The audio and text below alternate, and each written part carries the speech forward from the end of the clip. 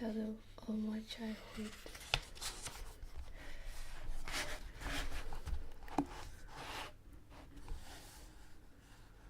𝙽𝚘𝚜, 23rd July of 2010. It all happened when I counted to 4. I was counting some fruit, maybe tomatoes or melons. I'm not sure. 4. As soon as I said it, a vision from my childhood appeared before my eyes. I was holding hands with someone. It was the day I first went to amusement park with Mom. I was mesmerized by the colorful flags and rows of shops. People dressed like clowns waved at me, and exciting music reverberated in every corner.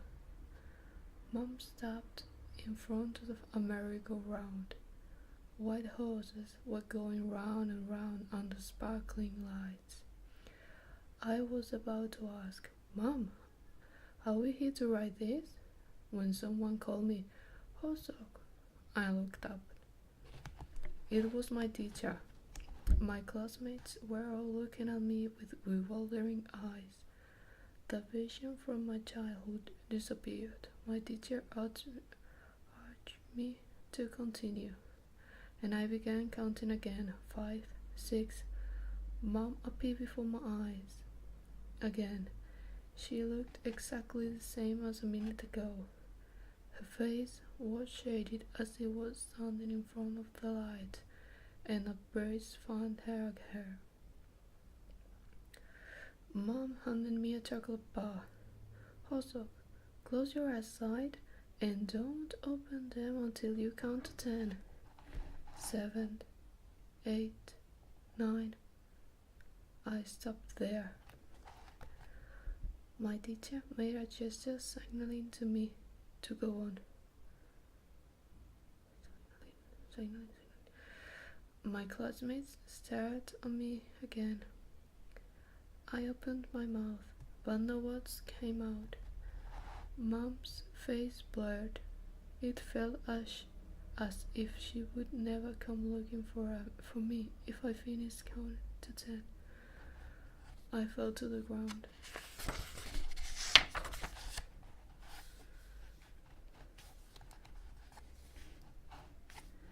𝙽𝚘𝚝, 29th of December 2010.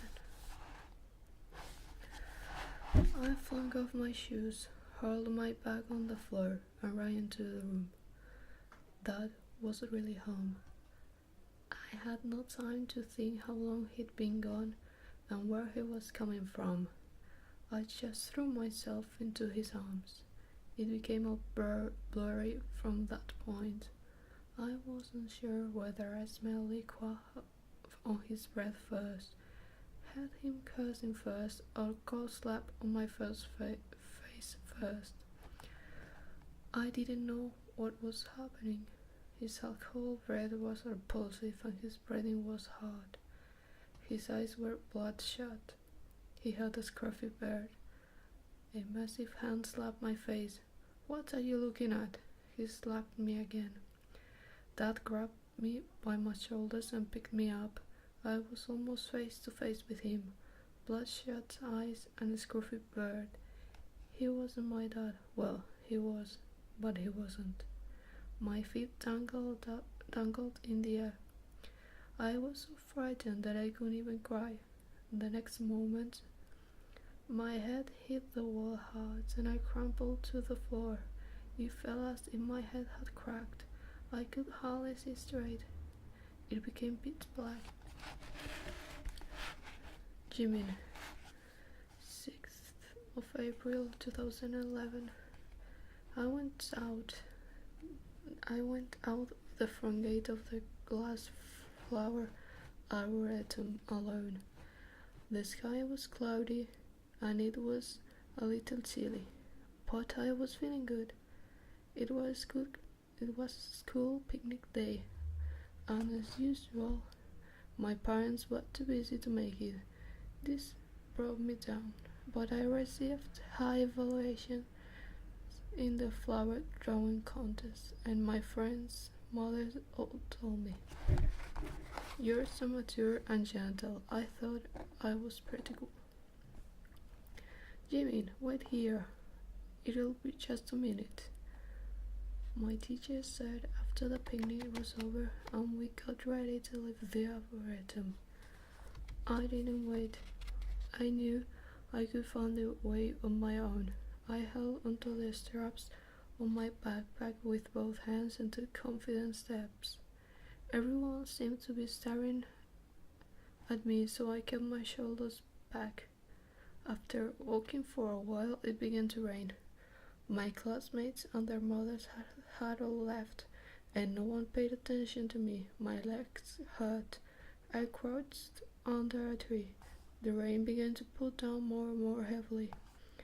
I stretched my neck to check if anyone was coming from either side, but no one was around. I began to run, holding my backpack over my head with both hands. The rain kept falling harder and harder. My pants got soaked in the rain after only a few steps. No shop, house, or bus stop came into sight. In the far distance, I could see a gate. I ran towards it without thinking. My hands felt numb from gripping the backpack. I was soaking wet, and my teeth were chattering. On top of the gate was a sign that read Glass Flower Arboretum. It was the back gate. There was a small warehouse just inside the gate. June 21st of July 2012. The entrance door kept opening and closing. I kept staring at it. Sitting in the airport waiting room, people with suitcases passed by, some wearing sunglasses. The electronic display board continued to change with arrivals, delays, and cancellations. The driver was murmuring with his eyes fixed on his cell phone. No word from him yet. I looked down at my watch. It was more than an hour past the time that promised he'd arrive. As long as I could remember, I was always by myself. Dad was busy and my mom was indifferent. They told me to do what I was told and not try anything else. When I disobeyed it, they scolded me with silence. I wanted to please my parents. Mom died not so long ago. Dad told me not to cry and didn't cry himself. I tried to obey him, but it wasn't easy. He decided to send me to my maternal grandmother's in the US. He didn't seem very sad about it. That driver handed me my passport. It was time to leave. I looked back as I headed for the departure gate. The entrance door closed. The driver waved at me. The airplane finally began to speed down the runway. Dad didn't come. I looked out the tiny window on my seat. Clouds passed by and the sky turned pitch black. The flight attendant brought me a meal, and juice cup fell when we hit turbulence. Flustered, I asked for some napkins. The flight attendant asked me if I was okay. My fried rice and meat were soaked in juice. My hands were sticky and my pants were all wet. "No," I whispered back. But the flight attendant didn't seem to hear. She said not to worry as she took away my tray. I nodded and kept looking down at the floor. And on June 21st of June 2016, I darted down the stairs from the 13th floor. I was out of breath and my legs were trembling. I collapsed in the shadow of the entrance to the apartment building. I started late today because school got out later than usual. I had to go full speed to post the flyers in all 4 apartment buildings by the deadline. If I didn't, my boss would be waiting for me with a long lecture. I had laboriously coaxed him into hiring a middle school student. Surely I couldn't let myself get fired at this point. Mom quit her job at the restaurant last week. We had to pay for the doctor's bills for that, not to mention the overdue electricity and gas. I kept nodding off in the shadow. There were kids playing basketball in the far distance. I got up again. Time to run. I recited to myself, I must do it. I can do it. Yugi, 19th of September 2016. Flames were devouring my house. Just this morning it was whole and intact, but now it was a flame. People who recognized me ran towards me, shouting unintelligible words. The neighbors stamped their feet, looking nervous.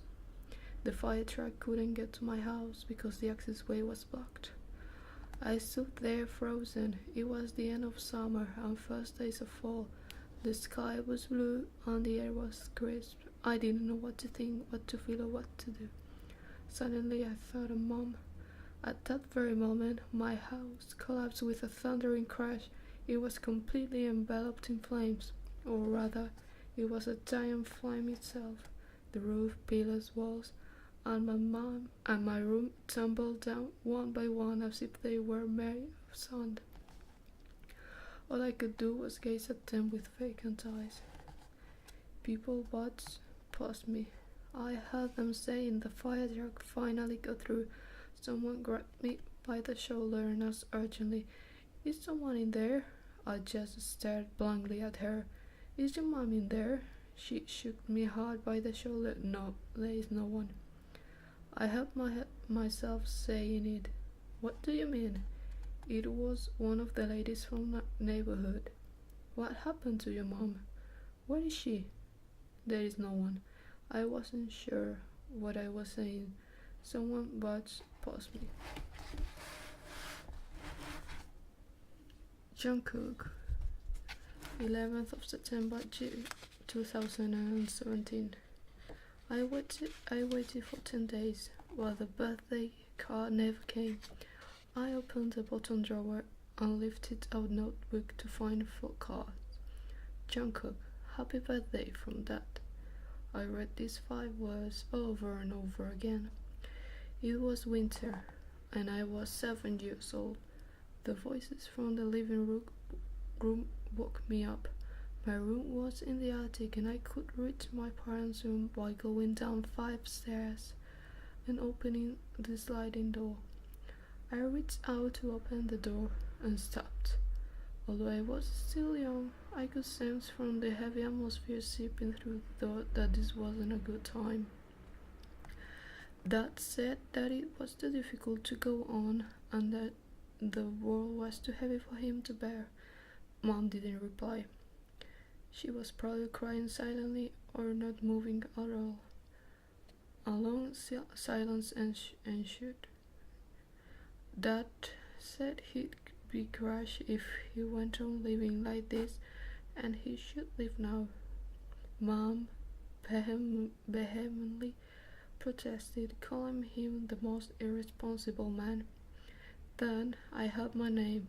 "What are you going to do about Jungkook?" I waited for a long time behind the sliding door, but Dad didn't answer. Then I heard the sound of the front door opening. "I'm completely empty, and there's nothing I can do for Jungkook." Those were my dad's last words. I ran back up the stairs to the attic.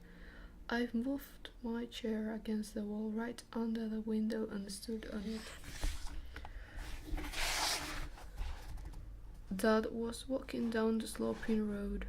First his legs disappeared, and then his waist, chest, and shoulders. It seemed as if an unknown world beyond the road was slowly swallowing him whole. Someone jerked the door of my room open, and I instinctively pushed the drawer with my foot. It was Mom. She said no birthday card will ever come, and that was just that kind of person. It was her usual repertoire. Dad was feeble-minded, incompetent, and most importantly, a social misfit who deserted us. Mom was right. No birthday card will ever come. I was the wall that was too heavy for him to bear. That wall that he gave up on.